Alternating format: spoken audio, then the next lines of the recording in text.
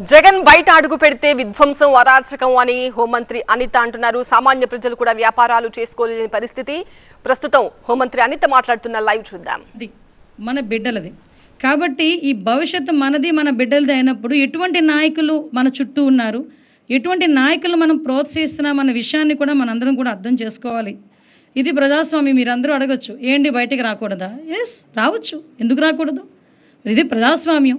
మేము ప్రతిపక్షంలో ఉన్నప్పుడు మేము ధర్నాలు చేసాం, మేము ప్రతిపక్షంలో ఉన్నప్పుడు మేము రోడ్ల మీదకి వచ్చి నిరసన తెలియజేసాం. కానీ మేము నిరసన తెలియజేసినా, మేము ధర్నాలు చేసిన ఒక పర్పస్. కానీ ఈరోజు సూటిగా అడుగుతున్నా, మీ ద్వారా, ప్రజల ద్వారా ఆ గొడ్డలిపాటి నాయకుడిని కూడా ఈరోజు ప్రజాస్వామ్యం బాధ్యతగా కంపల్సరీగా మీరు బాధ్యతాయుతమైన ఒక క్వశ్చన్ అడగండి, బాధ్యతాయుతమైన ఒక విమర్శ చేయండి. మేము ఈరోజు చెప్పడానికి సిద్ధంగా ఉన్నాం. గవర్నమెంట్ ఈరోజు సిద్ధంగా ఉంది గవర్నమెంట్ చెప్పడానికి. మీరు బాధ్యతాయుతమైన క్వశ్చన్ అడిగితే ఆన్సర్ చేయడానికి ప్రభుత్వం ఎప్పుడు కూడా సిద్ధంగా ఉంది ఈరోజు. అంతేగాని ప్రజల్ని భయభ్రాంతులు చేసే విధంగా, బెదిరించే విధంగా, పోలీసుల్ని బ్లాక్మెయిల్ చేసే విధంగా, ఈరోజు నేరస్తులకి వత్తాసు పలకడమే కాకుండా నేరస్తుల తాలూకా వలయాల్లో తయారు చేసి ఆ నేరస్తుల్ని పరామర్శించే పేరుతో మీరు బల ప్రదర్శనలు చేసి గంటల పాటు రోడ్ల మీదకి వచ్చి ట్రాఫిక్ ఇబ్బందులు కలిగించి ఆఖరికి అతని 2 సంవత్సరాల్లో ఆయన చేసిన దగ్గర 22 పర్యటనలో దగ్గర 3 ప్రాణాలు కోల్పోయే పరిస్థితులు వచ్చినాయంటే ఎటువంటి మెసేజ్ ఇస్తున్నారన్న సంగతి కూడా ఈరోజు మనం గుర్తుపెట్టుకోవాలి.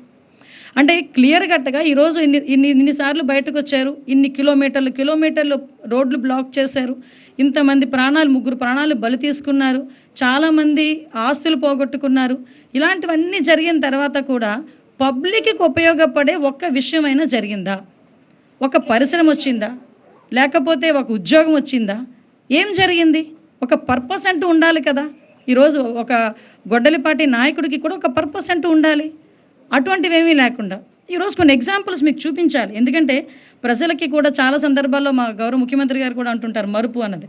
కానీ మరుపు కాదు, మేము ప్రజలకి తెలియజెప్పాలని ఒకే ఒక ఉద్దేశంతో ఈరోజు మీకు పెడుతున్నాను, ఈరోజు చూపిస్తున్నాను. ఒకసారి ఫస్ట్ వీడియో ప్లే చేయండి అమ్మా.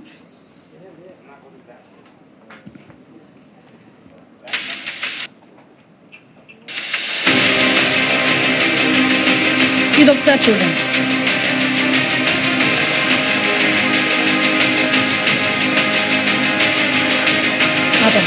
ఆపమ్మ. ఇక్కడ మిర్చి రైతుల పరామర్శ, అది గుంటూరులోని 19 ఫిబ్రవరి 2025లో పరామర్శ పేరుతో మిర్చి రైతుల్ని గురించి పరామర్శ పేరుతో గుంటూరు మిర్చి యార్డుకి వెళ్ళారు. అయితే మీరు అక్కడ చూస్తే మిర్చి రైతులు అంటే ఏ రైతులైనా అవనవసరం, ఎవరైనా ప్రజాప్రతినిధులు వస్తున్నారంటే ఎంతో కొంత మంచి జరుగుతుందనే ఉద్దేశంతో వాళ్ళు కూడా వెయిట్ చేస్తారు. కానీ మిర్చి రైతుల పరామర్శ పేరుతో మిర్చి రైతులనే తన దగ్గరున్న సెక్యూరిటీ వాళ్ళ చేత, బౌన్సర్ల చేత కొట్టించడం. ఒక్కసారి బయటికి వెళ్తే ఒక్కసారి ప్లే చేయను అక్కడ చూడండి, మిర్చి రైతులను కొట్టించిన పరిస్థితి ఒక్కసారి మనం చూడాలి. అదే కాకుండా అక్కడ టెక్కీల్ని కూడా దొంగతనం చేయటం అంటే అంత దారుణమైన పరిస్థితి అండి. ఒక పక్క నుంచి మిర్చి రైతుల్ని పరామర్శిస్తున్నామని చెప్పి బల ప్రదర్శనలు చేయటం, దానికి కొన్ని గంటల పాటు రోడ్ల మీద బల ప్రదర్శన చేసి తీరా అక్కడికి వెళ్ళిన తర్వాత ఏ మిర్చి రైతుని కూడా మాట్లాడే పరిస్థితి ఉండదు, ఏ మిర్చి రైతుని పరామర్శించే పరిస్థితి ఉండదు. కానీ అక్కడ మిర్చి రైతులనే కొడతారు, తిరిగి అక్కడ ఉన్న మిర్చి బస్తాలని కూడా, టెక్కీల్ని కూడా దొంగతనాలు చేసే పరిస్థితులు కనిపిస్తున్నాయి. మీరు ఎటువంటి మెసేజ్ ఇద్దాం అనుకుంటున్నారు ప్రజలకి? ఇలాంటి పరామర్శల పేరు మీద ఎటువంటి మెసేజ్ ఇద్దాం అనుకుంటున్నారు?